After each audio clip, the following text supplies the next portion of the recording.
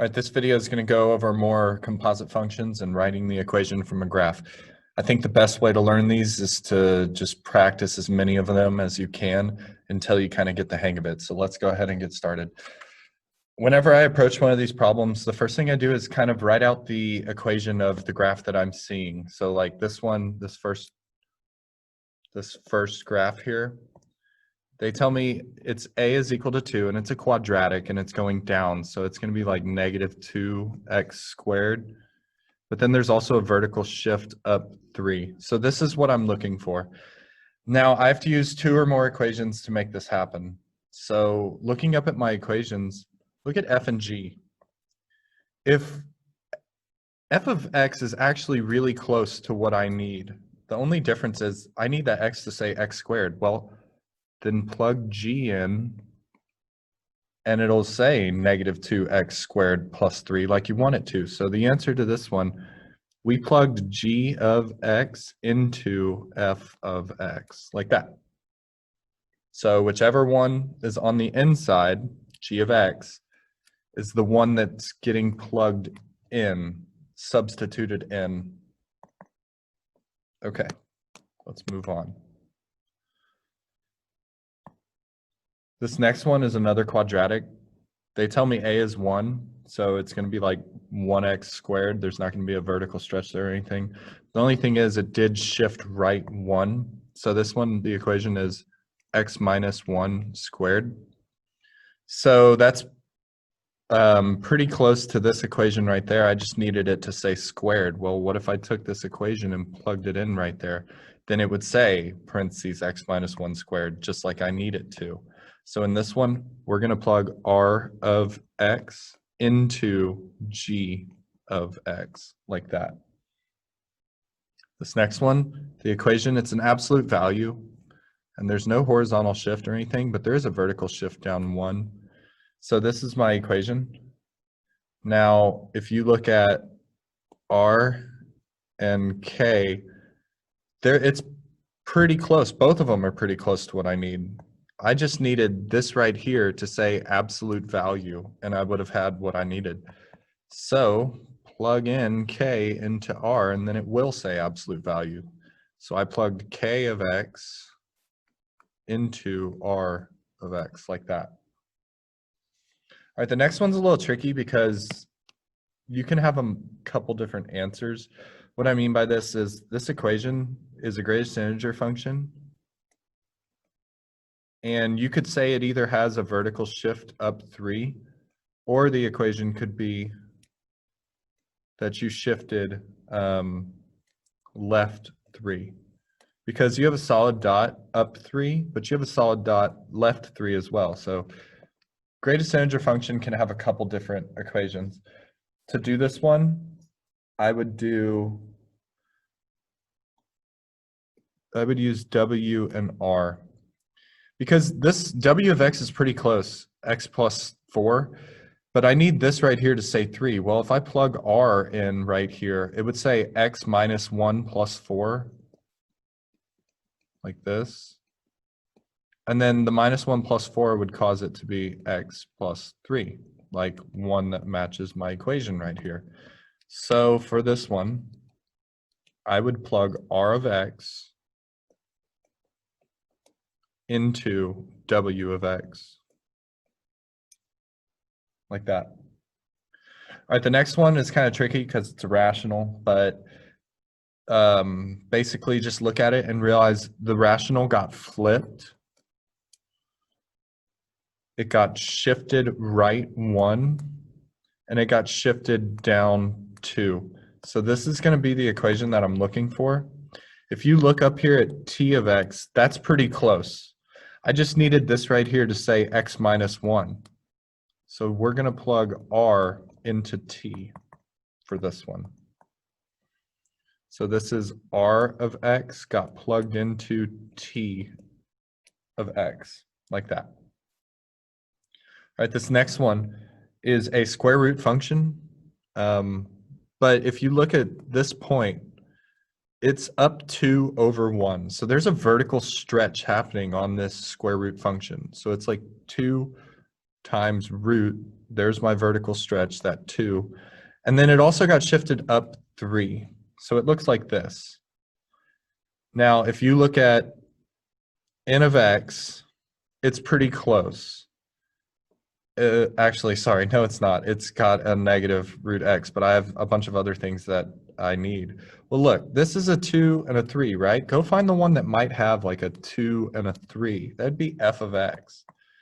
So basically, you can kind of think of it like this. If you plugged this right here into f of x, if you plugged n of x into f of x, it would be like negative 2 times negative root x plus 3. Negative times a negative makes a positive, so this becomes 2 root x plus 3, which is what I wanted. So on this one, the answer is going to be n of x got plugged into f of x. So n of x got plugged into f of x, like that. All right, the next one is a negative root equation with a horizontal shift right 1. So it's like a negative root with a shift right 1, like this.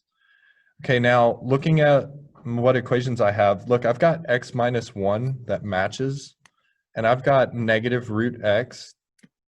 So if I just plug x minus 1 into here, I would have negative root x minus 1, which is what I wanted. So r of x got plugged into n of x.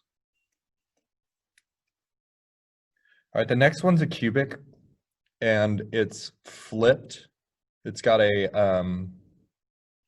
reflection in it, so it's like negative, and then they told me a was 2, so there's a stretch there, so like negative 2. And then there's also a horizontal shift right 1, so x minus 1 cubed. That's my equation that I'm going to use. So if you look up at the equations, here's an x cubed, and it's got the negative 2 already. I just needed that x to say x minus 1. So I'm just going to plug in r into h, because it would read negative 2 parentheses x minus 1, and then it would be cubed, just like my equation that I want.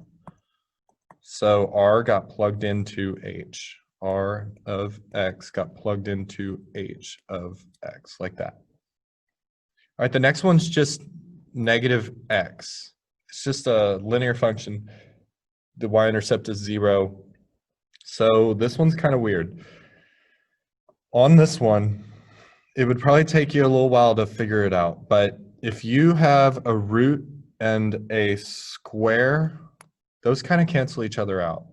So if you plugged in this x squared here into this root, it would look like this, negative root of x squared.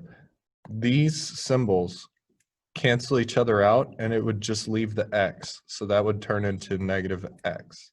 That's what I want. That one's a little weird. That one's hard to see. All right, so g of x got plugged into n of x. G of x got plugged into n of x. I know that one was tricky. Well, this one's even trickier, because this one has an absolute value transformation and then a quadratic transformation. So basically, look, if this quadratic had continued without that absolute value, it would have looked like this. So it would have been a x squared minus 1. But that absolute value, or that this part right here that flips up, is absolute value of the output. So it looks like this.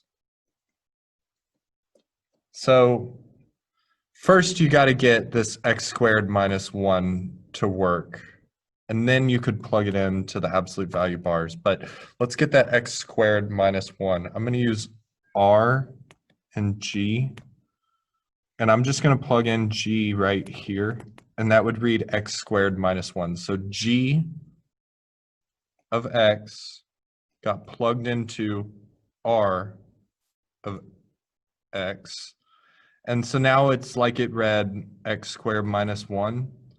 And then that whole thing would get plugged into k of x, and it would become absolute value of x squared minus 1.